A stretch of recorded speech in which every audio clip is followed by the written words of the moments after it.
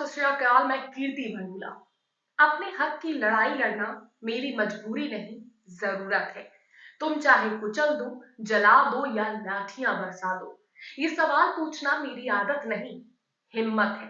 राज बैरवा मुसाफिर की लिखी ये लाइनें इस खबर पर बिल्कुल फिट बैठती है, क्योंकि अहंकारी सत्ता में लगातार एक कौम के लोगों को टारगेट किया जा रहा है, जिसके खिलाफ अब मुस्लिम संगठनों ने भी सरकार के खिलाफ हुंकार भरी है। यहाँ तक कि पहले बरेली के मौलाना तौकीर रजा ने खुलकर अपनी ताकत दिखाई, तो अब अरशद मदनी ने एक ऐसा लेटर जारी किया है जिसने मोदी शाह की कुर्सी को हिलाकर रख दिया है। सबका साथ सबके विकास के दावे करने वाली सरकार पर टेढ़ी नजरें करते हुए उन्हें खुला चैलेंज तक दे दिया है, जिसके बारे में आपको जिसके बाद से बताएंगे कि किस तरह से हाहाकार मचा हुआ है। दरअसल हल्द्वानी में जो हुआ वो किसी से छिपा नहीं है। कोर्ट में मामला विचाराधीन के बाद भी कार्रवाई की गई, जिसके बाद लोगों का गुस्सा फूट पड़ा। यहाँ तक कि बरेली में तो हंगामा ऐसा खड़ा हो गया कि प्रशासन के भी हाथ पांव फूल गए। तौकीर रजा ने अपनी ताकत दिखाते हुए और करोड़ों मुस्लिमों के हक हकूक के लिए सरकार को खुला चैलेंज तक दिया है। उन्होंने ये तक कह दिया है कि तुम हमारे घर पर बुलडोजर चला दोगे तो क्या हम चुप बैठेंगे? अब किसी अब किसी बुलडोजर को बर्दाश्त नहीं किया जाएगा। सुप्रीम कोर्ट अगर संज्ञान नहीं ले रही है तो हम अपनी हिफाजत खुद करेंगे। हमें कानून ने अधिकार दिया है कि अगर हम पर कोई हमला होता है तो हम उसे जान से मार दें, यानी सीधा सीधा सरकार को चुनौती दे डाली है। इसके कई वीडियोस भी सामने आए हैं जिसने सियासतदानों की कुर्सी तक हिला डाली है। अब खबर है हल्द्वानी मामले में मौलाना अरशद मदनी ने भी आवाज उठाई है। इस बात की जानकारी देते हुए एक पत्रकार ने सोशल साइट एक्स पर लिखा है कि हल्द्वानी में हुई बुलडोजर की कार्रवाई और उसके बाद हुई हिंसा के खिलाफ जमीयत उलेमा के अध्यक्ष एवं पूर्व सांसद मौलाना महमूद मदनी ने गृह मंत्री अमित शाह के नाम पत्र लिखा है। इस पत्र में उन्होंने बुलडोजर कार्रवाई के खिलाफ नाराजगी जताते हुए कहा कि जिस जमीन पर मदरसा बना था वो 1937 से मुसलमानों ने लीज पर ली हुई थी और वैसे भी ये मामला अदालत में विचाराधीन था, जिसमें 14 फरवरी को सुनवाई होनी थी। तो जब 14 फरवरी को जिस मामले पर अदालत पर सुनवाई होनी है उस पर आप अपने मनमाने तरीके से बुलडोजर कैसे चला सकते हैं? गौर करने वाली बात इसमें आखिरी वाली लाइन है, जिसमें ये लिखा गया है कि मामला कोर्ट में विचाराधीन है, यानी कि अभी विचार हो रहा है उस मामले पर और उसके बाद भी कार्रवाई की गई।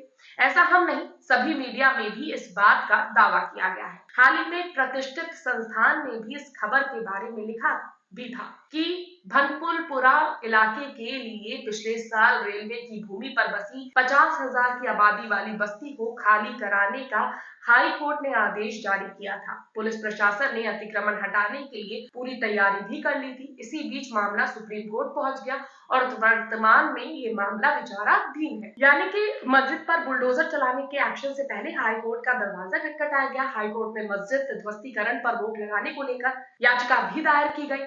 अवकाशकालीन न्यायमूर्ति पंकज पुरोहित की एकल पीठ ने याचिकाकर्ता साफिया मालिक व अन्य को किसी तरह की राहत देने से इनकार किया था। हाईकोर्ट की तरफ से मस्जिद पक्ष को कोई राहत नहीं मिलने पर मस्जिद मदरसे पर नगर निगम की ओर से विध्वंस की कार्रवाई शुरू हुई। इस याचिका पर अगली सुनवाई 14 फरवरी को नियत कर दी गई थी, यानी कि नियमित कर दी गई थी। दायर याचिका में याचिकाकर्ता का कहना था कि उनके पास 1937 की लीज है जो मलिक परिवार से मिली है, सरकार इसमें कब्जा नहीं ले सकती। वहीं नगर निगम की ओर से जारी नोटिस में मदरसे को अवैध बताते हुए ध्वस्त करने को कहा गया है, ऐसा मीडिया रिपोर्ट्स में साफ साफ लिखा गया है। उसके बाद भी धामी सरकार ने कार्रवाई की, जिसके बाद तमाम पत्रकारों का भी गुस्सा फूट पड़ा और उन्होंने सरकार की नीयत पर सवाल उठाया।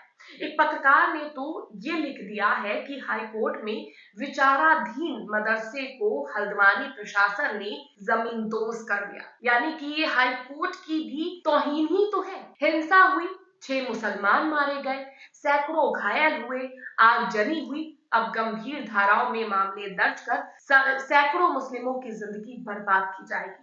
विश्व गुरु बनते भारत में भारतीय शासन प्रशासन ऐसा ही है? क्या यही है हमारा शासन प्रशासन जिसके बलबूते हम भारत आगे बढ़ाने का सपना देखते हैं, विकास का दरवाजा हम खोलने की कोशिश कर रहे हैं। पत्रकार एक और श्याम मीरा सिंह ने तो लंबा चौड़ा पोस्ट करते हुए ट्वीट किया, जिसमें लिखा है कि भारत के मुसलमानों का धैर्य है, वो इस देश को बड़े संकट से बचा रहे हैं। ऐसा संकट जो अगर भारत में छिड़ा तो उसमें वापस आने का रास्ता मुश्किल है। इस वक्त देश में मुस्लिम विरोधी होने की प्रतियोगिता लगी हुई है। पिछले सालों से उत्तराखंड सरकार खुद को सबसे अधिक मुस्लिम विरोधी साबित करने में लगी हुई है। लगातार इधर उधर चुन चुनकर मजारे तोड़ी जा रही हैं, मदरसे तोड़े जा रहे हैं, जानबूझकर मुस्लिम विरोधी नारे लगाने वालों को संरक्षण दिया जा रहा है। यहाँ का मुख्यमंत्री भी जानबूझकर असहमत बयान, सरकार यूसीसी भी सिर्फ इस इच्छा से लाई कि किसी भी तरह मुस्लिमों को भड़काने की कोई कोशिश की जा रही है। लेकिन भारत के मुसलमान इन कायरों की चाल को पहचानते हैं, वो इस देश को संकट से बचा रहे हैं, पर कोई गलत फहमी में ना रहे कि वो कमजोर है। इसलिए बहुसंख्यक समझदार हिंदुओं को अपने भाइयों का साथ देना चाहिए। धैर्य और समझदारी एक तरफा नहीं होनी चाहिए। अभी भी इस देश को एक बड़ी मुसीबत से बचाया जा सकता है। सरकारें इस कदर किसी कौम को ना सता दे कि उसके अंदर मौत का भय भी ना बचे।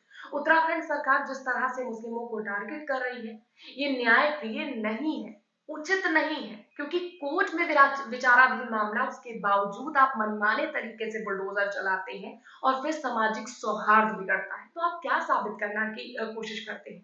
खैर, सोशल मीडिया पर तो खूब हंगामा कटा हुआ है। मुस्लिम संगठनों ने भी आवाज को उठाया है। अब आगे कोर्ट 14 फरवरी को सुनवाई में क्या आदेश देता है, इस पर पूरे देश की निगाहें लगी हुई है, क्योंकि कोर्ट का आदेश सर्वोपरि होता है और वो सबको मानना पड़ता है। तो सरकारें क्यों कोर्ट के आदेश को नजरअंदाज करते हुए इस तरह का माहौल बना देती हैं कि जिसमें जो सामाजिक सौहार्द है, सामाजिक एकता है, वो बिगड़ती है। फिर हिंदू मुसलमान होता है और जिसकी आंच पे ये लोग बस अपनी सियासी रोटियां सेकने का काम करते हैं।